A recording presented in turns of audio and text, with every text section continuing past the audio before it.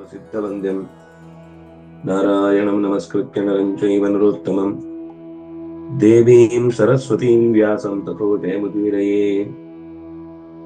देवं नारायणं नत्वा सर्वदोषविवर्जितं परिपूर्णं गुरूंष्टान् गीतार्थं वक्ष्यामि लेशतः। समस्तगुणसम्पूर्णं सर्वदोषविवर्जितं नारायणं नमस्कृत्य गीता तात्पर्यमुच्यते। यथा सर्वगतं ಸೂಕ್ಷ್ಮ್ಯಾದಾಕಾಶಂ ನೋಪಲಿಪ್ಯತೆ. ಅದಕ್ಕಿಂತ ಪೂರ್ವದಲ್ಲಿ ಪ್ರಕೃತೈವ ಚ ಕರ್ಮಾಣಿ ಕ್ರಿಯಮಾಣಾನಿ ಸರ್ವಶಃ ಯಃ ಪಶ್ಯತಿ ತಥಾತ್ಮಾನಂ ಅಕರ್ತಾರಂ ಸ ಪಶ್ಯತಿ ಯದಾ ಭೂತ ಪೃಥಗ್ಭಾವಂ ಏಕಸ್ಥಮನುಪಶ್ಯತಿ ತತ ಏವ ಚ ವಿಸ್ತಾರಂ ಕರ್ಮ ಸಂಪದ್ಯತೆ ತದಾ.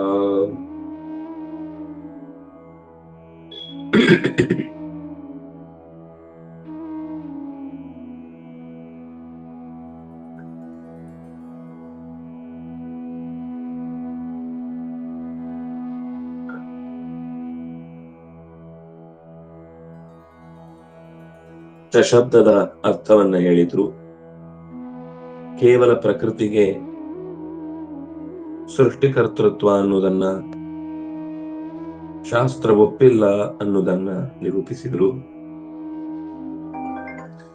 ಜೊತೆಗೆ ಶಬ್ದದ ಅಕಸ್ಮಾತ್ ಪ್ರಕೃತಿಯನ್ನೇ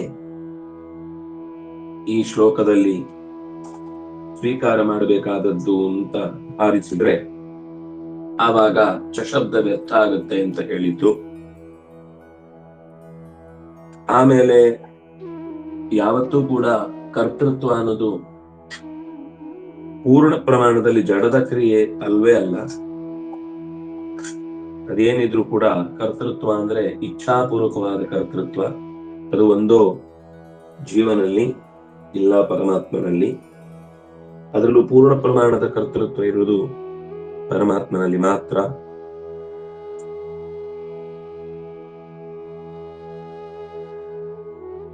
ಇಷ್ಟು ನಿರೂಪಣೆ ಆಗಿತ್ತು. ಕೇವಲ ಪ್ರಕೃತೆ ಕರ್ತೃತ್ವಾಂಗೀಕಾರೇ ಚ ಶಬ್ದೋ ವ್ಯರ್ಥಃ ತತ ಏವ ಚ ವಿಸ್ತಾರಂ ಇತಿ ವಾಕ್ಯ ವಿರೋಧಶ್ಚ. ಪೂರ್ವದಲ್ಲಿ ಪ್ರಕೃತವಾದ ಸಂಗತಿಯಿಂದಲೇನೆ ಕಾರ್ಯವನ್ನ ಮುಂದುವರಿಸಬೇಕು ಹೊರತು ಅನಗತ್ಯವಾಗಿ ಇಲ್ಲದೆ ಇದ್ದದ್ದನ್ನ ಮುಂದುವರಿಸಲಿಕ್ಕಾಗಲ್ಲ. ಒಂದು. ಇದರ ನಂತರದ ಶ್ಲೋಕದಲ್ಲೂ ಕೂಡ ಮತ್ತೆ ತತ ಏವ ಚ ವಿಸ್ತಾರಂ ಅನ್ನುವ ವಾಕ್ಯ, ಉಳಿದ ವಾಕ್ಯ ಏನ್ ಹೇಳ್ತಾ ಇದೆ, ಬ್ರಹ್ಮ ಸಂಪದ್ಯತೆ ತತ ಅನ್ನುವಲ್ಲೂ ಕೂಡ ಭೂತ ಪೃಥಗ್ಭಾವವಾದ ಒಂದೇ ಒಂದಾಗಿರುವ ಎಲ್ಲವನ್ನು ನಿಯಂತ್ರಿಸುವ ಶಕ್ತಿಯಿಂದ ಮತ್ತೆ ಪರಮಾತ್ಮನನ್ನೇ ಪರಿಚಯಿಸ್ತಾ ಇರುವುದರಿಂದ ಪ್ರಕೃತಿಯನ್ನ ಇದ್ದಕ್ಕಿದ್ದಾಗೆ ಮಧ್ಯದಲ್ಲಿ ತರಲಿಕ್ಕಾಗುದಿಲ್ಲ. ಅವನೇ ಹೇಳ್ಕೊಂಡಿದ್ದಾನೆ ಅಹಂ ಬೀಜ ಪ್ರದಪಿತ ಅಂತ. ಅದರ ಜೊತೆಗೆ ಇನ್ನೂ ಒಂದು ಮುಖ್ಯವಾದ ಸಂಗತಿ ಇಲ್ಲಿ ನಿರೂಪಣೆಗೊಂಡದ್ದು, ಅಚೇತನಕ್ಕೆ ಕರೋತಿ ಅನ್ನುವಂತಹ ಮಾತು ಲೋಕದ ವ್ಯವಹಾರದಲ್ಲಿ ಅತ್ಯಂತ ವಿರುದ್ಧ. ಲೋಕಾತೀತವಾದ ವಿವರಣೆಯಲ್ಲಿ ಜಡ ಅಂತ ಒಂದಿಲ್ಲ, ಜಡದ ಜೊತೆಗೆ ಒಂದು ಚೇತನ ಶಕ್ತಿ ಇದೆ, ಅದು ಈ ಜಗತ್ತಿನ ನಿಯಂತ್ರಣವನ್ನು ಮಾಡ್ತಾ ಇದೆ ಅನ್ನುವುದನ್ನ ಆಮೇಲೆ ಹೇಳುವಂಥದ್ದು. ಆದ್ರಿಂದಾಗಿ ಕರ್ತೃತ್ವ ರೂಪವಾದ ಇಚ್ಛಾಪೂರ್ವಕವಾದ ಕ್ರಿಯಾದಾನಕ ಕರ್ತೃತ್ವ ಅದು ಜಡ ಪ್ರಕೃತಿಯಲ್ಲಿ ಇಲ್ಲ. ಇನ್ನು ವಿಕಾರ ಹೊಂದುತ್ತೆ ಅನ್ನುವ ಕರ್ತೃತ್ವವನ್ನ ಪ್ರಕೃತಿಗೆ ನಾವು ಒಪ್ಪಿದ್ದೇವೆ ಕೂಡ. ವಿಕಾರ ಲಕ್ಷಣಂ, ವಿಕಾರ ಅಂದ್ರೆ ಹಿಂದೆ ಹೇಳಿದ್ದು ವಿಶೇಷ ಕರಣ, ವಿಶೇಷ ಬದಲಾವಣೆ, ವಿಶೇಷ ವ್ಯವಸ್ಥೆಯ ಅದಲು ಬದಲುತನ ಅನ್ನುವುದು ಆ ಕರ್ತೃತ್ವ ರೂಪವಾದ ಲಕ್ಷಣವನ್ನು ಪ್ರಕೃತಿಗೆ ಅಂಗೀಕೃತಮೇವ. ವಿಕಾರ ಲಕ್ಷಣಂ ಕರ್ತೃತ್ವಂತೂ ಪ್ರಕೃತೇ ಅಂಗೀಕೃತಮೇವ ಅಂದ್ರೆ ಜಡ ಪ್ರಕೃತಿಗೆ ಹೇಳ್ತಾ ಇರುವುದು. ಈಗ ಕ್ರಿಯಾಶ್ರಯತ್ವಂ ಕರ್ತೃತ್ವಂ ಒಂದು. ಈಗ ಏನನ್ಬಹುದು, ನಾವು ಮನೆ ಇದ್ರೆ ಮನೆಯ ಬೀಮ್ ಇರುವ ಜಾಗದಲ್ಲಿ ಮೊಳೆ ಹೊಡಿಲಿಕ್ಕೆ ಹೋದ್ರೆ ಏನಾಗುತ್ತೆ, ಕೈಗೆ ಪೆಟ್ಟು ಬೀಳುತ್ತೆ. ಮೊಳೆ ಒಳಗೆ ಹೋಗುದೇ ಇಲ್ಲ, ಮೊಳೆ ಬೆಂಡ್ ಆಗುತ್ತೆ ಹೊರತು. ಅಂದ್ರೆ ಆ ರೀತಿಯ ಒಂದು ಮನೆ, ಅದು ಇಡೀ ಬಿಲ್ಡಿಂಗಿಗೆ ಆಶ್ರಯ ಅನ್ನುವ ಕಾರಣಕ್ಕಾಗಿ ಅದನ್ನು ತುಂಬಾ ಕಠಿಣವಾಗಿ ರಚಿಸಿರ್ತಾರೆ. ಅಥವಾ ಕಲ್ಬಂಡೆಗೆ ನಾವು ಕಲ್ಲು ಹೊಡಿತೇವೆ ಅಂದ್ರೆ, ಮೊಳೆ ಹೊಡಿತೇವೆ ಅಂದ್ರೆ, ಅಲ್ಲೂ ಇದೆ. ದೊಡ್ಡ ದೊಡ್ಡ ಬಂಡೆಯನ್ನು ಹೊಡೆಯುವಾಗ ಅದನ್ನ ಯೂಸ್ ಮಾಡ್ತಾರೆ. ಆದ್ರೂ ಸಾಮಾನ್ಯ ವ್ಯವಸ್ಥೆಯ ಮೊಳೆಯನ್ನಂತೂ ಹೊಡಿಲಿಕ್ಕೆ ಆಗುದಿಲ್ಲ. ಆದ್ರೆ ಪ್ರಕೃತಿ ಲೋಕದ ವ್ಯವಸ್ಥೆಗೆ ತಕ್ಕಂತೆ ಬದಲಾಗುತ್ತೆ, ಒಪ್ಪಿಕೊಳ್ಳುತ್ತೆ. ಅಂತಹ ಕರ್ತೃತ್ವವನ್ನು ನಾವು ಒಪ್ಪಿದ್ದೇವೆ. 3 ತರದ ಕರ್ತೃತ್ವ ಇದೆ. ಕ್ರಿಯಾಶ್ರಯತ್ವಂ ಕರ್ತೃತ್ವಂ, ಇಚ್ಛಾಪೂರ್ವಕ ಕ್ರಿಯಾಶ್ರಯತ್ವ ಕರ್ತೃತ್ವ, ಸ್ವೇಚ್ಛಾಧೀನ ಕ್ರಿಯಾಶ್ರಯತ್ವ. ಸ್ವೇಚ್ಛಾಧೀನ ಕ್ರಿಯಾಶ್ರಯತ್ವ ಅನ್ನೋದು 3ನೇ ಕರ್ತೃತ್ವ. ಬರೀ ಕ್ರಿಯಾಶ್ರಯತ್ವ ರೂಪವಾದ ಕರ್ತೃತ್ವ ಜಡದಲ್ಲಿದೆ. ನೀವು ಚೆಂಡನ್ನ ಎಸೆದ್ರೆ ಚೆಂಡು ಅಲ್ಲಿ ತನಕ ಉರುಳಿಕೊಂಡು ಹೋಗುತ್ತೆ. ನೀವು ಎಷ್ಟು ವೇಗದಲ್ಲಿ ಶಕ್ತಿಯನ್ನ ಹಾಕಿದ್ದೀರೋ ಅದು ಎಷ್ಟು ದೂರದ ತನಕ ಹೋಗ್ಲಿಕ್ಕೆ ಅದಕ್ಕೆ ಸಾಮರ್ಥ್ಯ ಸಾಕಾಗುತ್ತೋ ಅಲ್ಲಿ ತನಕ ಅದು ಹೋಗುತ್ತೆ. ಅದರ ನಂತರ ಶಕ್ತಿ ಕಮ್ಮಿ ಆಯಿತು ಅಂದಾಗ ತಾನಾಗಿಯೇ ಶಕ್ತಿ ಹ್ರಾಸವಾಗುತ್ತೆ. ಹಾಗಾಗಿ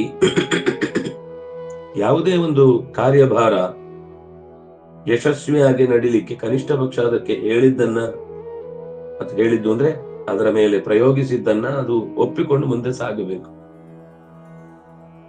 ಹಾಗೊಂದು ಕ್ರಿಯಾಶ್ರಯತ್ವ ಅನ್ನೋದು ಜಡ ಪ್ರಕೃತಿಯಲ್ಲಿ ಇದೆ. ಅಂದ್ರೆ ಕರ್ತೃತ್ವವನ್ನು ಒಪ್ಪಿಕೊಂಡ ಹಾಗೆ. ತಥಾಪಿ ಲಕ್ಷ್ಮೀ ಪರಮೇಶ್ವರ ಮುಕ್ತ ಚೇಷ್ಟಾಸು ತದಭಾವಾತ್ ಸರ್ವಶಃ ಇತ್ಯಸ್ಯ ಸಂಕೋಚ ಪ್ರಾಪ್ತಿ.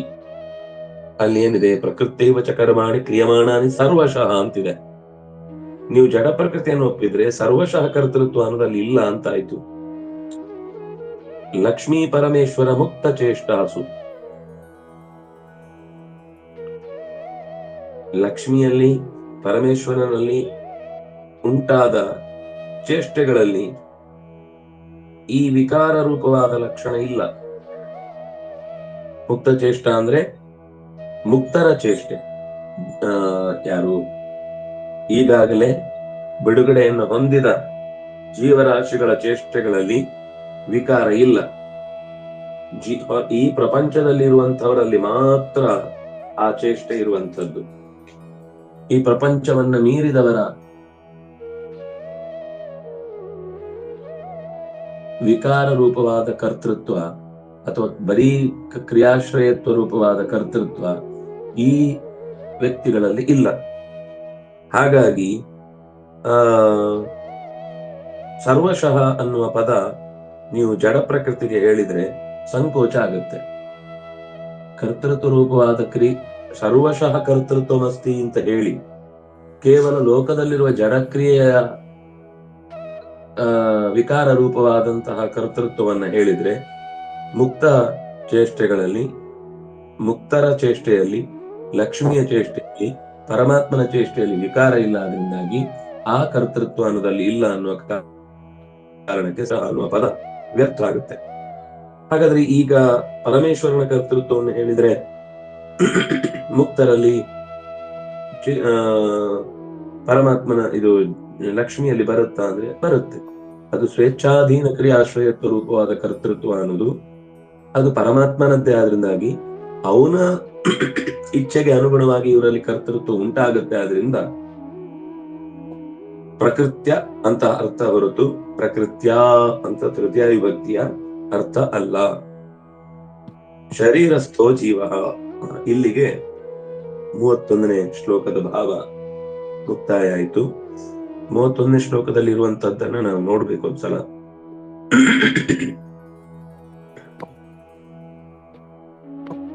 ನಾವು ನೋಡಿದ್ದೀಗ ಸಂಕೋಚ ಪ್ರಾಪ್ತಿ ಅಷ್ಟೇ ಅಲ್ವಾ? ಸರಿ ಸರಿ.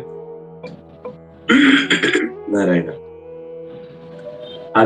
ಅಚೇತನಾಶ್ರಿತಂ ಕರ್ಮ ವಿಕಾರಾತ್ಮಮಿತೀರಿತಂ ಯತ್ತು ಕೇವಲ ಚಿತ್ ಸಂಸ್ಥಂ ಪ್ರತ್ಯಭಿಜ್ಞಾ ಪ್ರಮಾಣತಃ ಅವಿಕಾರಾತ್ಮಕಂ ಜ್ಞೇಯಂ ತನ್ನ ತತ್ ಪ್ರಾಕೃತಂ ಭವೇತ್. ಅಚೇತನಾಶ್ರಿತವಾದ ಕರ್ಮ ಅದು ವಿಕಾರಾತ್ಮಕವಾದ್ದು. ಪರಮಾತ್ಮ, ಲಕ್ಷ್ಮಿ ಮತ್ತು ಮುಕ್ತರಲ್ಲಿ ಈ ವಿಕಾರಾತ್ಮಕವಾದಂತಹ ಕರ್ತೃತ್ವ ಇಲ್ಲ. ಆ ರೀತಿಯ ಕರ್ಮವನ್ನು ಅವರು ಮಾಡುವುದಿಲ್ಲ. ಯತ್ತು ಕೇವಲ ಚಿತ್ ಸಂಸ್ಥಂ ಪ್ರತ್ಯಭಿಜ್ಞಾ ಪ್ರಮಾಣತಃ ಅವಿಕಾರಾತ್ಮಕಂ ಜ್ಞೇಯಂ. ಕೇವಲ ಚಿತ್ ಸಂಸ್ಥಂ. ಯಾಕೆ ಭೂತರಾಶಿಗಳನ್ನ ಹೇಳಿಲ್ಲ ಅಂದ್ರೆ ಇಲ್ಲಿರುವ ಜೀವರಾಶಿಗಳನ್ನ ಹೇಳಿಲ್ಲ ಅಂದ್ರೆ ಅದು ಕೇವಲ ಚಿತ್ ಸಂಸ್ಥ ಅಲ್ಲ, ಅದು ಭೂತ ಸಂಸ್ಥವೂ ಹೌದು. ಕೇವಲ ಚಿತ್ ಸಂಸ್ಥವಾದ ಜೀವರಾಶಿಗಳಲ್ಲಿ ಈ ರೀತಿಯಾದ ವಿಕಾರ ರೂಪವಾದ ಕರ್ಮ ಇಲ್ಲ. ಆದ್ರಿಂದನೇ ತಾನೇ ಅದು ಮೋಕ್ಷ ಅಂತ ಪ್ರತ್ಯಭಿಜ್ಞಾ ಪ್ರಮಾಣತಃ ಈ ಶಾಸ್ತ್ರದಲ್ಲಿ ಹೇಳಿದ ಬೇರೆ ಬೇರೆ ಮೋಕ್ಷದ ವರ್ಣನೆಯ ಮಾತುಗಳನ್ನಿಟ್ಟುಕೊಂಡು ಗಮನಿಸಿದಾಗ ಅವಿಕಾರಾತ್ಮಕವಾದ ಕರ್ಮ ಅನ್ನೋದು ಪ್ರಕೃತಿಯದ್ದಾಗ್ಲಿಕ್ಕೆ ಸಾಧ್ಯ ಇಲ್ಲ. ತನ್ನ ತತ್ ಪ್ರಾಕೃತಂ ಭವೇತ್. ಅದು ಮುಕ್ತರ ಲಕ್ಷಣ ಹೊರತು, ಅವಿಕಾರಾತ್ಮಕವಾದ ಕರ್ಮ ಅನ್ನೋದು ಮುಕ್ತರ ಲಕ್ಷಣ ಹೊರತು ಅದು ಜೀವದ ಲಕ್ಷಣ, ಲೋಕದಲ್ಲಿರುವ ಜೀವಿಗಳ ಅಥವಾ ಜಡದ ಪ್ರಾಕೃತ ಲಕ್ಷಣ ಆಗೋದು ಸಾಧ್ಯವೇ ಇಲ್ಲ. ಇದಿಷ್ಟು ಈ 30ನೇ ಶ್ಲೋಕಕ್ಕೆ ಪ್ರಕೃತ್ಯೈವ ಚ ಕರ್ಮಾಣಿ ಕ್ರಿಯಮಾಣಾನಿ ಸರ್ವಶಃ. ಪ್ರತಿ ಪದವನ್ನು ಕೂಡ ಆಚಾರ್ಯರು ಸರ್ವಶಃ ಅನ್ನೋ ಪದ ಯಾಕೆ ಬಂತು, ಪ್ರಕೃತ್ಯ ಏವ ಅಂತಾನೆ ಯಾಕೆ ಬಿಡಿಸ್ಬೇಕು, ಇಲ್ಲ ಅಂದ್ರೆ ಚ ಅನ್ನೋದು ಹೇಗೆ ವ್ಯರ್ಥ ಆಗ್ತಿತ್ತು.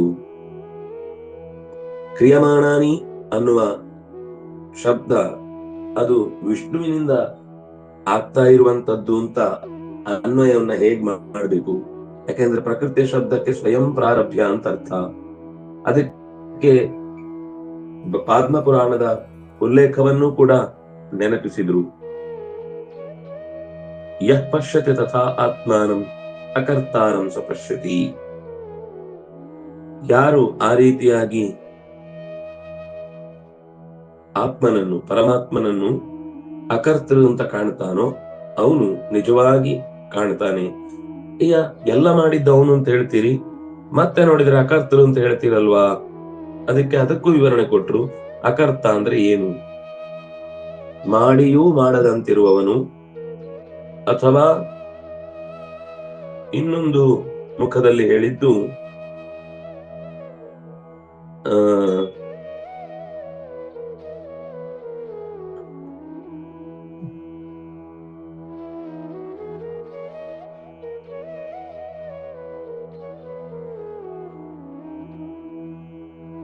ಎನ್ನುವುದು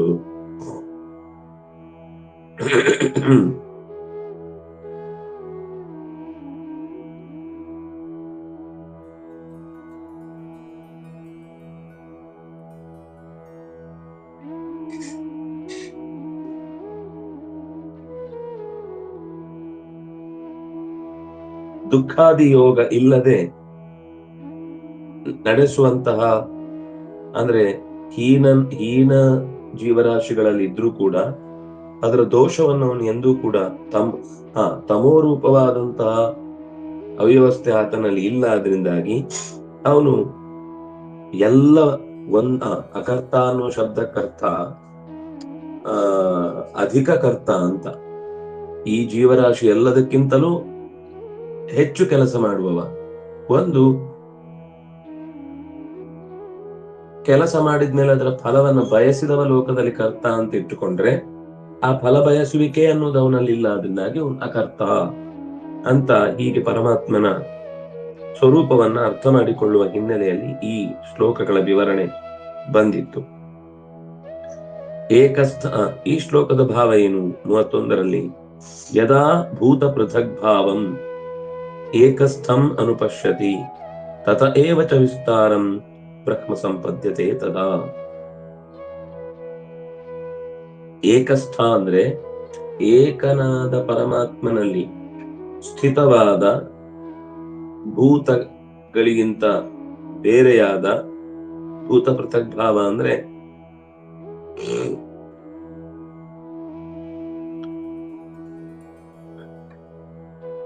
ಸಮಸ್ತ ಭೂತರಾಶಿಗಳಿಗಿಂತ ಬೇರೆಯಾಗಿ ಇರುವ ಮತ್ತು ಎಲ್ಲವನ್ನು ತನ್ನಲ್ಲೇ ಇಡಿಸಿಕೊಂಡಿರುವ ಶಾಸ್ತ್ರಾನುಗುಣವಾದ ದರ್ಶನ ಯಾರಿಗಾಗುತ್ತೋ ಮತ್ತು ಯಾರಿಂದಾಗಿ ಈ ಪ್ರಕೃತಿಯನ್ನ ಬಳಸಿಕೊಂಡು ಜಗತ್ತಿನಲ್ಲಿ ವಿಸ್ತೃತವಾದ ಪ್ರಪಂಚ ನಿರ್ಮಾಣ ಆಗುತ್ತೋ ಅಂತಹ ಬ್ರಹ್ಮನನ್ನ ಅವನು ಪಡೆಯುತ್ತಾನೆ. ಅವನು ಪರಮಾತ್ಮನೇ ಸೃಷ್ಟಿ ಮಾಡಿ ಶುರು ಮಾಡಿ ಅವನೇ ಕೊನೆ ಮಾಡ್ತಾನೆ ಅಂತ ಹಿಂದೆ ಅವನೇ ಕೊನೆ ಮಾಡ್ತಾರೆ ಅಂತಂದ್ರು.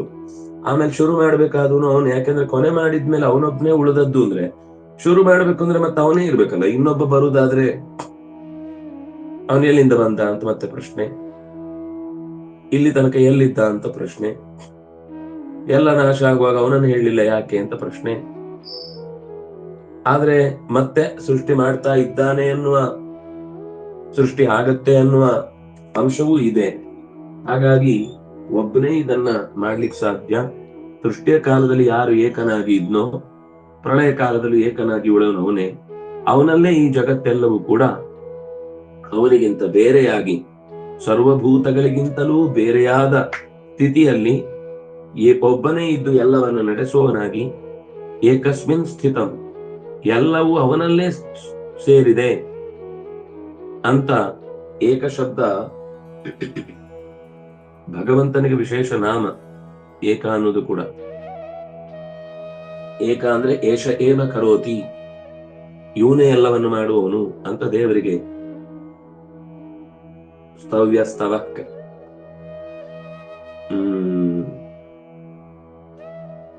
ಕಹ ಕಿಂ ಅಲ್ಲಿ ಏಕಃ ಅನ್ನುವ ಶಬ್ದವನ್ನು ಕೂಡ ಸಹಸ್ರನಾಮ ಉಲ್ಲೇಖ ಮಾಡುತ್ತೆ. ಅನುಪಶ್ಯತಿ, ಅನುಪಶ್ಯತಿ ಅಂದ್ರೆ ಶಾಸ್ತ್ರಾನುಗುಣವಾಗಿ ಪಶ್ಯತಿ.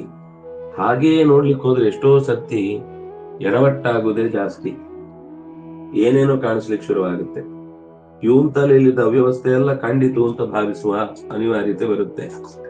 ಆದ್ರಿಂದಾಗಿ ಅನುಪಶ್ಯತಿ ಅಂತ. ಮತ್ತು ತತ ಏವಚ ವಿಸ್ತಾರಂ, ಅಲ್ಲಿಂದಲೇ ವಿಸ್ತೃತವಾದ ಪ್ರಪಂಚವನ್ನ ಕಾಣುವುದು. ತಾತ್ಪರ್ಯಕ್ಕೆ ಬನ್ನಿ, ಅಲ್ಲೇ ಕೆಳಗೆ ಈಗ ಮುಗಿದ ಶ್ಲೋಕದ ನಂತರದಲ್ಲಿದೆ, ಏಕ ವಿಷ್ಣುಶ್ರುತಾನಾಂತು ಜೀವಾನಾಂ ಭೇದಮೇವ ಯಃ ತತಃ ಪರಸ್ಪರಂ ಚೈವ ತಾರತಮ್ಯೇನ ಪಶ್ಯತಿ ವಿಷ್ಣೋರೇವ ಚ ವಿಸ್ತಾರಂ ಜಗತಃ ಸ ವಿಮುಚ್ಯತೆ. ನಾರಾಯಣನನ್ನು ಸರ್ವಭೂತ ಪೃಥಕ್ ಭಾವಂ ಇಷ್ಟು ಸ್ಪಷ್ಟವಾಗಿ ಬಿಡಿಸಿದ ಮೇಲೂ ಗೀತೆಯಲ್ಲಿ ಜಗತ್ತಿನ ಮತ್ತು ಜೀವರಾಶಿಗಳ ಜೊತೆಗೆ ಬ್ರಹ್ಮದ ಏಕತ್ವವನ್ನು ಹೇಳುವವರಿಗೆ ಏನ್ ಹೇಳಬೇಕು? ಯದಾ ಭೂತ ಪೃಥಕ್ ಭಾವಂ, ಎಲ್ಲ ಜೀವರಾಶಿಗಳಿಗಿಂತ ಬೇರೆಯಾದ ಒಬ್ಬನೇ ವಿಷ್ಣುವಿನಲ್ಲಿ ಈ ಎಲ್ಲವೂ ನೆಲೆಸಿದೆ ಮತ್ತು ಈ ಎಲ್ಲಾ ಜೀವಗಳು ಪರಸ್ಪರ ಒಂದಕ್ಕಿಂತ ಒಂದು ಬೇರೆಯಾಗಿದೆ. ಇದು ಭೇದಮೇವ ಯಹ ಪರಸ್ಪರಂ ತಾರತಮ್ಯೇನ. ಇನ್ನು ಒಂದು ಮಾತೇನು ಅಂದ್ರೆ, ಬಹಳ ಜನ ಭೇದವನ್ನು ಹೇಳುವವರು ಒಂದಕ್ಕಿಂತ ಒಂದು ಬೇರೆ ಹೌದು, ಆದ್ರೆ ಒಂದಕ್ಕಿಂತ ಒಂದು ಮಿಗಿಲಾದದ್ದಲ್ಲ, ಎಲ್ಲವೂ ಒಂದೇ ರೀತಿ. ಅಲ್ಲಿ ಹೋದ್ಮೇಲೆ ಒಂದೇ ಸ್ವರೂಪದಲ್ಲಿ ಎಲ್ಲವೂ, ಅಂದ್ರೆ ಅಂಗಡಿಯಲ್ಲಿ ಮಾರ್ಲಿಕ್ಕೆ ಗೊಂಬೆಗಳು ಕಟಿಂಗ್ ಚಿಟ್ಟ ಹಾಗೆ ಯಾವುದಕ್ಕೆ ಹೆಚ್ಚು ಇಲ್ಲ ಕಮ್ಮಿ ಇಲ್ಲ, ಎಲ್ಲದಕ್ಕೂ ಸಂತೋಷ. ಅದು ಕೇಳಲಿಕ್ಕೆ ಚೆನ್ನಾಗಿದೆ, ಕೇಳಲಿಕ್ಕೂ ಚೆನ್ನಾಗಿಲ್ಲ. ಆದ್ರೂ ಒಂದ್ಸತಿ ಎಲ್ರಿಗೂ ನಮ್ಮಲ್ಲಿ ಈ ಕೆಲವು ಆಗ್ಲೇ ಹುಳಬಿದ್ದ ಸ್ಟೇಟ್ಮೆಂಟ್ಗಳು ಕೆಲವಿರ್ತವೆ. ಸಮಾನತೆ, ಎಲ್ಲರಿಗೂ ಒಂದೇ ರೀತಿಯಾದ ವ್ಯವಹಾರ, ಎಲ್ಲರನ್ನು ಒಂದೇ ರೀತಿ ಅಂದ್ರೆ ಏನು ಅಂತಾನೆ ಗೊತ್ತಿಲ್ಲದೆ ಅದನ್ನ ಪ್ರಯೋಗ ಮಾಡ್ತಾ ಇರ್ತೇವೆ ನಾವು. ಅದು ಲೋಕದ ಅಸ್ತಿತ್ವದ ದೃಷ್ಟಿಯಲ್ಲಿ ತುಂಬಾ ಹಾನಿಕಾರಕವಾದದ್ದು ಒಂದು. ಮತ್ತೆ ಹಾಗಿಲ್ಲ ಜಗತ್ತು, ಇರುವುದು ಹೇಗೋ ಹಾಗೆ ತಿಳ್ಕೊಳ್ಬೇಕಲ್ಲ. ನೀವು ಹಾಗೆ ಚಿಂತಿಸಿದ್ರು ಅದೇನಾಗಲ್ಲ. ತಾರತಮ್ಯೇನ ಪಶ್ಯತಿ ಪರಸ್ಪರಂ. ಪರಸ್ಪರ ಜೀವಗಳನ್ನ ಒಂದಕ್ಕಿಂತ ಒಂದು ಭಿನ್ನ ಮತ್ತು ಒಂದಕ್ಕಿಂತ ಒಂದು ಅಂತರವುಳ್ಳದ್ದು.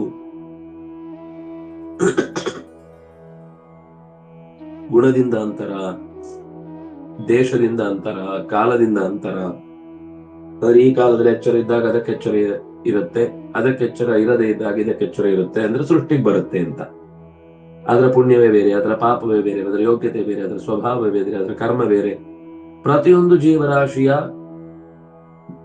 ಶರೀರ ಬೇರೆ ಬೇರೆ, ಕರ್ಮ ಬೇರೆ ಬೇರೆ, ಯೋಗ್ಯತೆ ಬೇರೆ ಬೇರೆ, ಕಾಣಿಸಿಕೊಂಡು ಎಚ್ಚರ ಇರುವ ಕಾಲಗಳು ಬೇರೆ ಬೇರೆ. ಇದನ್ನು ಚೆನ್ನಾಗಿ ತಿಳಿದು ಅದರ ಸಾಮರ್ಥ್ಯದ ಹಿರಿತನಗಳನ್ನ, ಅದರಲ್ಲಿ ವ್ಯತ್ಯಾಸ ಇರುವುದನ್ನು ಅರ್ಥೈಸಿಕೊಂಡು ಯಾರು ವಿಷ್ಣೋರೇವಚ ವಿಸ್ತಾರಂ ಜಗತಃ ಪಶ್ಯತಿ ಸಹ ವಿಮುಚ್ಯತೆ. ವಿಷ್ಣುವಿನಿಂದಲೇ ಈ ಜಗತ್ತು ವಿಸ್ತೃತಗೊಂಡಿದೆ. ಒಂದರ್ಥದಲ್ಲಿ ವಿಷ್ಣುವಿಗೆ ಇನ್ನೊಂದು ಅರ್ಥವನ್ನು ಹೇಳಿದ ಹಾಗಾಯಿತು. ಯಾವುದು ವಿಸ್ತಾರಗೊಳಿಸುತ್ತೋ ಅದು ವಿಷ್ಣು ಅಂತ. ಎಲ್ಲೆಡೆ ಪ್ರವೇಶ ಮಾಡಿ ಅದನ್ನು ಮತ್ತೆ ಮತ್ತೆ ಮತ್ತೆ ಮತ್ತೆ ಮತ್ತೆ ಹೆಚ್ಚಿಸ್ತಾ ಹೋಗುತ್ತೆ. ಜಗತಃ ವಿಸ್ತಾರಂ ಏನ ಸಂಪದ್ಯತೆ, ಇದಕ್ಕೆ ಹಿಂದೆ ಹೇಳಿದ್ದು. ಇಲ್ಲಿ ಪ್ರಕೃತ್ಯ ಅಂತ ನೀವು ಅರ್ಥ ಮಾಡಿದ್ರೆ ತಥ ಏವಚ ವಿಸ್ತಾರಂ ರತ್ನ ಅಂತ ಅನ್ನೋದನ್ನು ಹೇಳಿಕ್ ಬರ್ತಿರ್ಲಿಲ್ಲ. ಅವನು ವಿಮುಚ್ಯತೆ, ಅವನು ಬಿಡುಗಡೆಯ ದಾರಿಯನ್ನು ಹೊಂದುತ್ತಾನೆ. ಇದು ಕೂಡ ಪಾದ್ಮದ್ದೇ ಮಾತು. ಹಿಂದೆ ಪಾದ್ಮದ ಮಾತಿನ ಮೂಲಕನೇ ಎಲ್ಲವನ್ನು ಶುರು ಮಾಡಿದ್ದಾದ್ರಿಂದ ನೀವು ಯಾವ ರೀತಿಯಿಂದ ಯೋಚನೆ ಮಾಡಿದ್ರು ಪ್ರಕೃತಿಯವಚ ಕರ್ಮಾಣಿ ಅನ್ನುವ ಪದ್ಯದ ಅರ್ಥಾನುಸಂಧಾನ ಮಾಡುವಾಗ ವ್ಯಾಕರಣ ಮಾತ್ರ ಗೊತ್ತಿದೆ ಅಂತಾದ್ರೆ ಈ ಶ್ಲೋಕಕ್ಕೆ ಅರ್ಥ ಮಾಡ್ಲಿಕ್ಕೆ ಆಗುದಿಲ್ಲ. ವ್ಯಾಕರಣದ ಜೊತೆಗೆ ಪೂರ್ವ ಪ್ರಸಕ್ತ ಪರಪ್ರಸಕ್ತ ಸಂಗತಿಗಳು ಏನೇನಿದೆ ಅನ್ನೋದನ್ನು ಗಮನಿಸಬೇಕಾಗುತ್ತೆ. ಇದು ಈ ಒಟ್ಟು ಶ್ಲೋಕಗಳಲ್ಲಿ ಬಂದ ಸಂಗತಿ. ಮುಂದೆ ಈ ಪರಮಾತ್ಮನ ಕುರಿತಾದ ಮತ್ತಷ್ಟು ವಿಶೇಷ ವಿಚಾರಗಳನ್ನ ಚರ್ಚೆ ಮಾಡುತ್ತಾರೆ. ಅನಾದಿತ್ವಾತ್ ನಿರ್ಗುಣತ್ವಾತ್ ಪರಮಾತ್ಮಾಯಮವ್ಯಯ ಶರೀರಸ್ಥೋಪಿ ಕೌಂತೆಯ ನ ಕರೋತಿ ನ ಲಿಪ್ಯತೆ. ತುಂಬಾ ಚಂದದ ಪದ್ಯ. ಬಹಳ ಮನಸ್ಸಿಗೆ ಬಹಳ ಸಹಜವಾಗಿ ಬೆಂತಟ್ಟಿ ಹೇಳಿದ ಹಾಗೆ ಒಪ್ಪಿಸುವಂತಹ ಮಾತು. ಅನಾದಿತ್ವಾತ್ ನಿರ್ಗುಣತ್ವಾತ್ ಪರಮಾತ್ಮ ಅಯಂ ಅವ್ಯಯ. ಎಲ್ಲದಕ್ಕಿಂತ ಮೊದಲಿರುವವನಾದ್ರಿಂದ, ಯಾವುದೇ ಸತ್ವರಜಸ್ತಮಸ್ಸು ಗುಣಗಳ ಪ್ರಭಾವಕ್ಕೆ ಬೀಳದವನಾದ್ರಿಂದ, ಯಾವುದೇ ಅದಕ್ಕೆ ಶಬ್ದ ಅದು ಅವ್ಯಯ ಅಂತ. ಅವ್ಯಯ ಅಂದ್ರೆ ವ್ಯಯ ಆಗುದಿಲ್ಲ, ವಿಕಾರ ಆಗುದಿಲ್ಲ. ಈ ಸತ್ವರಜಸ್ತಮಸ್ಸು ಅನ್ನೋದು ವಿಕಾರಕ್ಕೆ ಕಾರಣವಾದದ್ದು. ಅದಿಲ್ಲಾದ್ರಿಂದಾಗಿ ಅವ್ಯಯ. ಹಾಗಾಗಿ ಅವನನ್ನ ಪರಮಾತ್ಮ ಅಂತ ಕರೀತಾರೆ. ಇದು ಜೀವ ಅವ್ಯಯ ಅಲ್ಲ, ಜೀವ ನಿರ್ಗುಣ ಅಲ್ಲ, ಜೀವ ಸಗುಣ. ಅವನಿಗೆ ಸತ್ವರಜಸ್ತಮಸ್ಸಿನ ಪ್ರಭಾವ ಇದೆ. ಅವನ್ ಅನಾದಿ ಅನ್ನೋದು ಹೌದಾದ್ರೂ ಕೂಡ ಅನಾದಿ ಅನ್ನೋದು ಅವನಿಗೆ ಗೊತ್ತಿಲ್ಲ. ಗೊತ್ತಿದ್ದು ಗುಣಗಳಿಂದ ಹೊರಗಿದ್ದು ಯಾವುದೇ ಕೊರತೆಗಳಿಗೆ ಒಳಗಾಗದ ತತ್ವವನ್ನು ಪರಮಾತ್ಮ ಅಂತ ಕರೀತಾರೆ. ಶರೀರಸ್ಥೋಪಿ, ಈ ಪರಮಾತ್ಮ ಶರೀರದಲ್ಲಿ ನೆಲೆಸಿದ್ರೂ ಕೂಡ ನ ಕರೋತಿ ನ ಲಿಪ್ಯತೆ. ಇವನು ಈ ಶರೀರದೊಳಗೆ ಇದ್ರೂ ಕೂಡ ನ ಕರೋತಿ ಅಂತಂದ್ರೆ ಹಿಂದೆ ಹೇಳಿದ ಅಕರ್ತ ಅನ್ನುವ ಅರ್ಥದಲ್ಲಿ. ಈಗ ನಾವು ಕರೋತಿ ಅಂದ್ರೆ, ಈಗ ಪಚತಿ ಅಂದ್ರೆ ನಾವು ಊಟ ಮಾಡ್ಲಿಕ್ಕೋಸ್ಕರ ಮಾಡುದು. ನಮ್ಗೆ ಅಡಿಗೆ ಏನ್ರಿ ಅಡಿಗೆ ಮಾಡಿದವರಿಗೆ ಊಟ ಹಾಕಿಲ್ಲ ಅಂದ್ರೆ ಏನರ್ಥ ಅಂತ ನಾವು ಬೈತೇವೆ. ಯಾಕಂದ್ರೆ ನಾವು ಮಾಡಿದ್ಮೇಲೆ ಅದರ ಫಲದ ಅಪೇಕ್ಷೆಯನ್ನ ಪಡುವುದು ಸಹಜ. ಅದು ತಪ್ಪು ಅಂತ ಹೇಳಲಿಕ್ಕೆ ಸಾಧ್ಯವೇ ಇಲ್ಲ. ನಾನು ಕಷ್ಟಪಟ್ಟು ಹೂ ತುಳಸಿ ತಂದು ಕೊಯ್ದಿಟ್ರೆ ನನ್ ಪೂಜೆಗೆ ಇಲ್ಲ ಅಂತ ಮಾಡಿ ಎಲ್ಲರೂ ಖಾಲಿ ಮಾಡಿ ತಗೊಂಡೋಗ್ಬಿಟ್ಟಿದ್ದಾರೆ. ಅಂದ್ರೆ ನಾನು ಮಾಡುವ ಕೆಲಸಕ್ಕೆ ಉಪಯೋಗ ಆಗುವಂತದ್ದು ಅನ್ನುವ ಕರ್ತೃತ್ವ ಅದು ಕರೋತಿ. ಆ ರೀತಿಯಾದ ಕರೋತಿ ಅವನಿಗಿಲ್ಲ. ಮತ್ತು ನಲಿಪ್ಯತೆ, ಆದ್ರಿಂದಾಗಿಯೇ ಅವನಿಗೆ ಕರ್ಮದ ಲೇಪ ಇಲ್ಲ. ಕೆಲಸ ಮಾಡುವುದೇ ಕರ್ಮಕ್ಕೆ ಕಾರಣ ಅಲ್ಲ. ಕೆಲಸ ಮಾಡಿಯೂ ಮಾಡದಂತಿರುವುದು ಕರ್ಮದಿಂದ ತಪ್ಪಿಸಿಕೊಳ್ಳಿಕ್ಕಿರುವ ದಾರಿ. ಜೀವ ಸಾಮಾನ್ಯ ಕರೋತಿ, ಆದ್ರಿಂದಾಗಿ ಲಿಪ್ಯತೆ. ಪರಮಾತ್ಮ ಯಾವತ್ತೂ ನಕರೋತಿ, ಆದ್ರಿಂದಾಗಿ ನಲಿಪ್ಯತೆ ಅನ್ನೋದು ಅದರ ಭಾಷ್ಯದ ವಿವರಣೆಯನ್ನ ಮತ್ತೆ ನಾಳೆಯ ಚಿಂತನೆಯಲ್ಲಿ ಅನುಸಂಧಾನ ಮಾಡೋಣ ಅಂತ ಹೇಳ್ತಾ, ಕಾಯೇನ ವಾಚಾ ಮನಸೇಂದ್ರಿಯರ್ವಾ ಬುದ್ಧ್ಯಾತ್ಮನಾ ವಾ ಅನುಸೃತ ಸ್ವಭಾವ ಕರೋಮಿ ಯದ್ಯತ್ ಸಕಲಂ ಪರಸ್ಮೈ ನಾರಾಯಣಾಯೇತಿ ಸಮರ್ಪಯಾಮಿ. ತಪಸ್ವಿನೋ ದಾನಪರ ಯಶಸ್ವಿನೋ ಮನಸ್ವಿನೋ ಮಂತ್ರವಿದಸ್ಸು ಮಂಗಲಾ ಕ್ಷೇಮಂ ನ ವಿಂದಂತಿ ವಿನಾಯ ದರ್ಪಣಂ ತಸ್ಮೈ ಸುಭದ್ರಶ್ರವಸೇ ನಮೋ ನಮಃ. ಸ್ವಸ್ತಿಸ್ತು ಸತಾಂ ಹರಿ. ಓಂ ಶ್ರೀಕೃಷ್ಣಾರ್ಪಣಮಸ್ತು.